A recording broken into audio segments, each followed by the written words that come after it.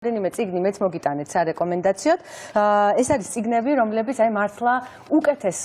გვხდის, როგორც კი დავასრულებთ და გვინდა რომ იმაზე კარგები ვიყოთ, ვიდრე მანამდე ვიყავით. ერთი ეს არის წიგნი საოცრება, რომელიც ასე იწყება, რომ ვიცი რომ ჩვეულებრივი 10 წლის ბავშვი არა ვარ, ყველაფერს ჩვეულებრივად ვაკეთებ, მაგრამ ჩვეულებრივი ბავშვის დანახვაზე სხვა ბავშვები კისრის ტეხით არ გარბიან და ასე შევყავართ ავტორს შინაარსში და ვხვდებით რომ ბავშვს აქვს ფიზიკური პრობლემები, ჯანმრთელობასთან დაკავშირებული პრობლემები, 27 ოპერაცია გაუკეთებენ და საბოლოო ჯამში პირველად შედის სკოლაში და იქ იწყება ძალიან ბევრი რამ, თუმცა მთავარი რატომ არის მნიშვნელოვანი რომ ჩვენ შვილებთან ერთად წავიკითხოთ, იმიტომ რომ მშობლებსაც ბევრს გვასწავლის ეს წიგნი, გვასწავლის იმას რომ განსხვავებულის მიღება უნდა ვისწავლოთ და მთავარი ხიბლი ჩვენი სწორედ ადამიანების განსხვავებებშია და ამ თავისებურებებში და ნაკლოვანებში და მართლა სრულყოფილების ადგილი მუზეუმშია, ხო? და მეორე კიდევ რომ ამ ბიჭუნას, რომელსაც აქვს პრობლემები ჯანმრთელობასთან დაკავშირებული, გარემოსთან დაკავშირებული, ერთ მუშტად შეკრული გვერდში უდგას ოჯახი და აი აქ უკვე მშობლები ვხვდებით, რამდენად მნიშვნელოვანია უპირობო სიყვარული ჩვენი შვილების და ისეთების მიღება,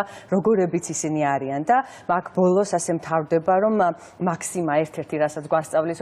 როცა ასარჩევად გვაქვს საქმე, სიმართლე თუ სიკეთე, არჩევანი სიკეთეზე უნდა გავაკეთოთო. კიდევ ერთი წიგნი ეს არის ბიჭი ბოლო მერხზე, ჩვენი გეოპოლიტიკური კონტექსტის გათვალისწინებით არის ვფიქრობ საინტერესო, იმიტომ რომ ლტოლვილ ბიჭუნაზე მოგვითხრობს, რომელიც ლონდონის ერთ-ერთი სკოლის კარს შეაღებს და ეს ლომის თვალება ბიჭუნა ფიზიკურადაც განსხვავდება, ენაც არ იცის და აქ საინტერესო ისევ მშობლებისთვის ერთად კითხვის თვალსაზრისით არის მნიშვნელოვანი, რომ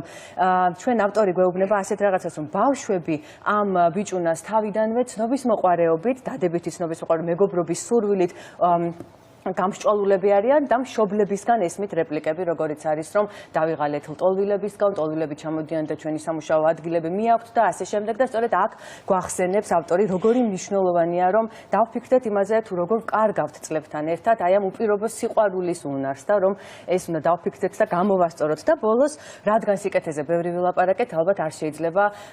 რევაზ ინანიშვილზე არ ვისაუბროთ, ადამიანზე, რომელიც მართლაც ყველაზე კარგად გვასწავლის, როგორ უნდა ვიყოთ უკეთეს და როგორ უნდა ვიყოთ კარგი ადამიანები. რეზო ინანიშვილს ძალიან ბევრი არაჩვეულებრივი მოთხრობა აქვს. ერთი გამახსენდა, ეს არის ლამაზი ცრემლები, როცა მამას სახლში მოყავს მოხუცი კაცი, რომ დაეხმაროს შეშის დაჩეხვაში, აძლევს სრულ ჰონორარს,